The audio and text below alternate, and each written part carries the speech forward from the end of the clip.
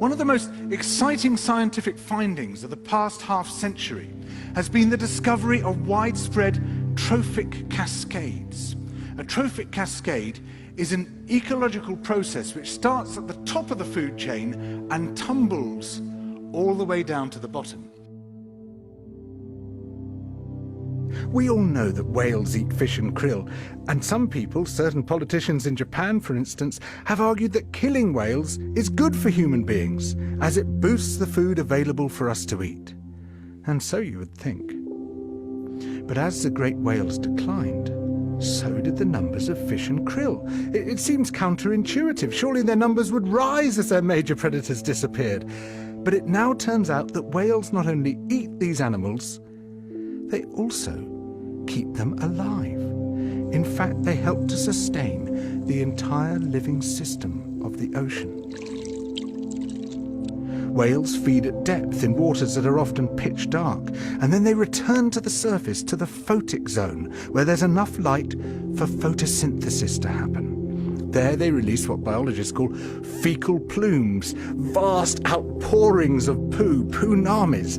These plumes are rich in iron and nitrogen, nutrients which are often very scarce in the surface waters. And these nutrients fertilize the plant plankton that lives in the only place where plants can survive, the photic zone.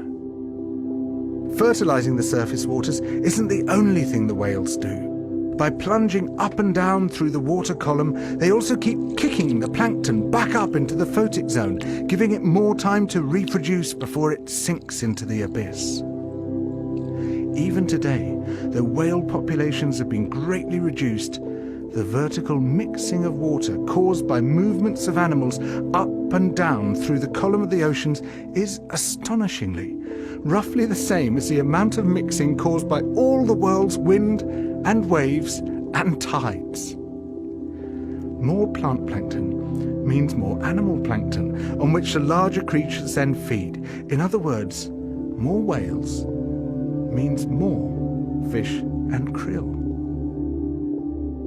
But the story doesn't end here, because plant plankton not only feeds the animals of the sea, it also absorbs carbon dioxide from the atmosphere.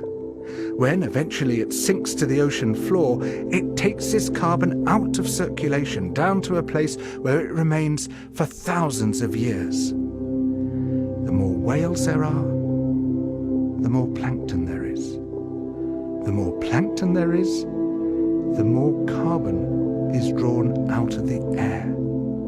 When whales were at their historical populations, before great numbers of them were killed, it seems that they might have been responsible for removing tens of millions of tons of carbon from the atmosphere every year. Whales change the climate. The return of the great whales, if they're allowed to recover, could be seen as a benign form of geoengineering.